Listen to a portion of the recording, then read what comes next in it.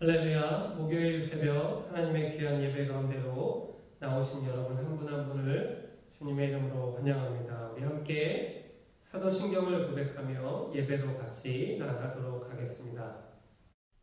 사도신경. 나는 전능하신 아버지 하나님, 천지의 창조주를 믿습니다. 나는 그의 유일하신 아들, 우리 주 예수 그리스도를 믿습니다. 그는 성령으로 잉태되어 동정녀 마리아에게서 나시고 본디오 빌라도에게 고난을 받아 십자가에 못 박혀 죽으시고 장사된 지 사흘 만에 죽은 자 가운데서 다시 살아나셨으며 하늘에 오르시어 전능하신 아버지 하나님 우편에 앉아 계시다가 거기로부터 살아있는 자와 죽은 자를 심판하러 오십니다. 나는 성령을 믿으며 거룩한 공교회와 성도의 교제와 죄를 용서받는 것과 몸의 부활과 영생을 믿습니다. 아멘. 아멘. 우리 함께 찬송가 95장 힘있게 찬양하시겠습니다.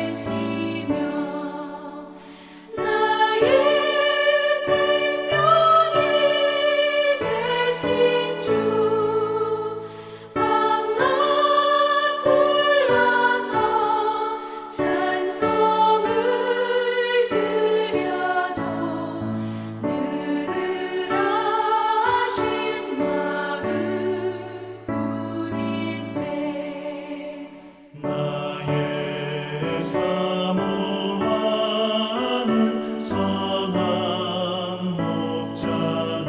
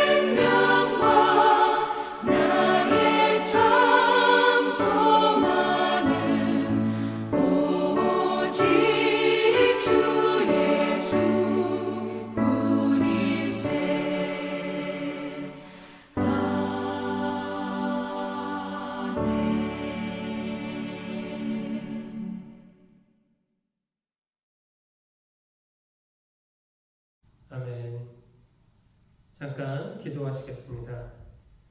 마르지 않는 샘물처럼 우리의 삶에 늘 새로운 은혜를 부으시는 신실하신 하나님, 그 은혜에 목말라 다시 한번 새벽을 깨워 예배의 자리로 나옵니다.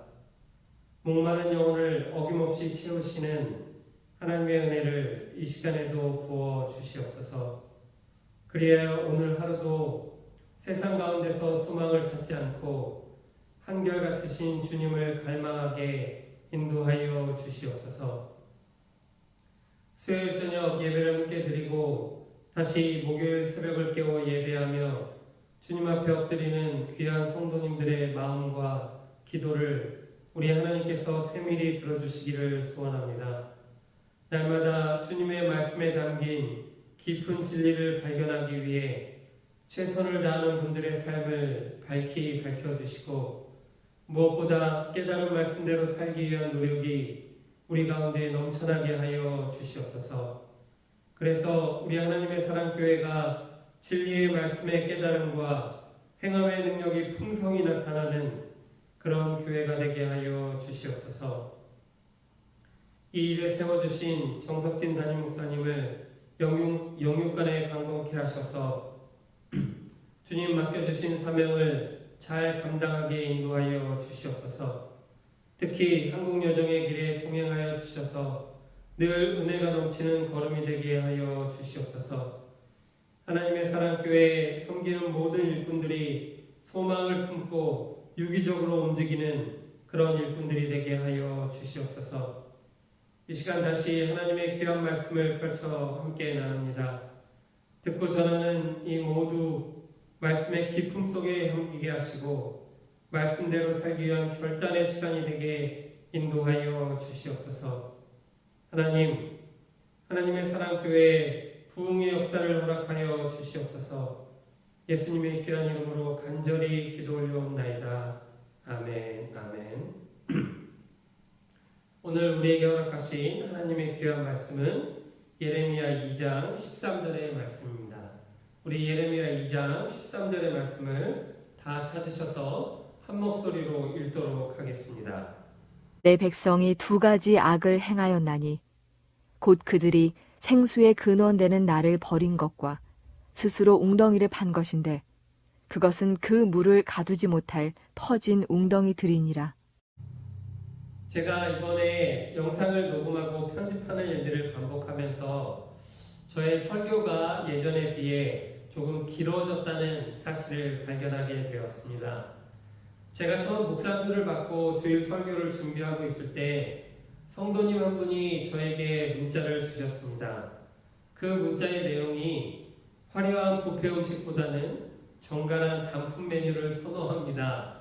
이런 글이 적혀 있었습니다. 그 이후부터 제가 설교를 준비할 때는 늘 그 문자를 떠올려 보곤 합니다. 그런데 요즘 살짝 초심을 잃은 것 같다는 생각이 들어서 오늘 설교는 조금 짧게 마무리하도록 하겠습니다. 사실 하루에 2편의 설교를 준비하는데 아직 역량이 부족한 것을 이렇게 여러분에게 말씀드리고 있는 것입니다. 사실 미국에서 한국을 방문하시는 분들은 어떤 선물을 사가지고 가실지 많이 고민하게 되십니다. 제가 몇 번 한국에 다녀온 결과 미국에서 판매하는 대부분의 물건들이 한국에서도 이제는 쉽게 구할 수가 있게 되었습니다. 그런데 유독 한국에서 쉽게 구할 수 없는 물건들을 주로 파는 미국 마트가 하나 있습니다. 바로 트레이더스 조이입니다. 사실 이번에 한국에 있는 아내 후배가 그곳에서 물건을 좀 사다 달라고 부탁을 해서 같은 품목을 몇 개 더 한국에 사가지고 갔는데 받는 분들이 아주 좋아하셨습니다. 꼭 한국에 선물할 물건이 아니더라도 저희 가정은 가끔 그곳에 들려 장을 보곤 합니다. 한국에서 다녀온 이후에도 장을 보러 아내와 재현이와 함께 그 마트에 들린 적이 있었습니다. 카트를 끌고 물건이 진열된 통로를 지나고 있는데 갑자기 제 뒤에서 어떤 여성의 목소리가 들려왔습니다. 그래, 이제 나는 충분히 행복할 수 있어. 이런 소리가 들려왔습니다. 물론 영어였습니다. 제가 그 정도는 충분히 알아들을 수 있습니다. 그리고 마트에서 듣는 그 문장이 아주 생소해서 살짝 고개를 돌려서 뒤를 바라보았습니다. 그러자 제 뒤에 있던 여성분과 눈이 마주쳤는데 60대 후반 정도로 보이는 미국 여성이었습니다. 그녀의 손에는 네모나게 포장된 같은 물건이 4개 정도가 들려져 있었습니다. 트레이더스 조에는 계절 상품을 많이 판매하는데 아무래도 한동안 그 제품을 그분께서 애타게 기다리셨던 모양입니다. 제가 고개를 돌리니 자신의 혼잣말이 들켜 스스로도 겸연쩍었는지 저를 보고 쑥스럽게 웃어주셨습니다. 서둘러 그 여성분을 지나치고 나자 그 옆에 냉동고에 그 여성이 들고 있던 제품과 똑같은 제품이 쌓여있는 것이 눈에 들어왔습니다. 호기심에 가까이 가서 어떤 제품인지 확인을 해봤습니다. 여러분도 좀 궁금하시죠? 놀랍게도 그 제품은 비트로 만든 아이스크림이었습니다. 세상에 비트로 만든 아이스크림이 있다는 것을 저는 처음 알았습니다. 다른 마트에서 흔히 볼 수 있는 제품이 아니니 이 여성분은 이 제품을 구하기 위해 나름 고생을 한 것이 틀림없습니다. 그리고 그 제품을 발견하고 왜인지는 알 수 없지만 4개를 구매하고 아주 행복해 했습니다. 차를 타고 집을 향해 오는데 그래 이제 나는 충분히 행복할 수 있어 이렇게 외치던 그 여성분이 자꾸 떠올랐습니다. 제가 언젠가 새벽 설교 시간에 말씀을 드린 적이 있는데 행복이란 단어 해피는 어떤 일이 일어나는 뜻을 가진 해픈에서 유래했다고 합니다. 이 해픈이란 단어는 어떤 일이 의도적으로가 아니라 우연히 일어나는 것을 의미합니다. 어쩌면 우리가 세상에서 발견하는 행복에 대한 본질을 이 단어의 유래가 잘 설명하고 있는지도 모르겠습니다. 세상이 주는 행복은 우연히 생겨났다가 우연히 사라져버리는 경우가 허다합니다. 그럼에도 불구하고 사람들은 끊임없이 행복을 갈망하고 무언가를 원하면서 살아가고 있습니다. 어쩌면 이것이 처음 하나님의 명령에 불순종하고 죄를 범하게 되는 직접적인 원인이 되지 않았나 저는 생각해 볼 때도 있습니다. 그러나 분명한 것은 세상이 주는 행복은 결코 영원하지 않다는 것입니다. 오늘 하나의 아이스크림을 뜯어서 먹으면서 느끼는 행복은 잠시 뒤엔 사라져버립니다. 그래서 4개를 한꺼번에 구매하는 겁니다. 하지만 그것으로 과연 충분히 행복할 수 있을까요? 솔로몬은 전도서에서 자신이 추구하며 누려온 모든 것들이 헛되다고 그렇게 말합니다. 그것들로부터 얻는 행복이 제한적이고 영원하지 않으며 공허하다는 뜻입니다. 그럼에도 불구하고 우리들은 늘 솔로몬이 누렸던 것들을 우리도 한번 누려봤으면 하는 마음을 갖습니다. 이왕 헛된 것 한번 실컷 누려나 보고 깨닫는 것이 훨씬 낫지 그런 생각을 가질 수도 있습니다. 사랑하는 성도 여러분, 저를 포함한 오늘날의 크리스천들이 세상의 사람들이 행복을 추구하는 방식과 전혀 다르지 않게 살고 있다는 것이 큰 문제라고 생각합니다. 특히 우리가 살고 있는 미국은 세계 최대의 소비 국가입니다. 끊임없이 신제품들이 쏟아져 나오고 그것을 갖기 위해 지갑을 열게 하는 고도의 기술이 담긴 광고들이 계속해서 우리를 유혹합니다. 사랑하는 성도 여러분, 오늘 우리가 함께 읽은 본문에서 하나님은 이스라엘 백성들이 하나님 앞에 2가지 악을 행했다고 말씀하고 계십니다.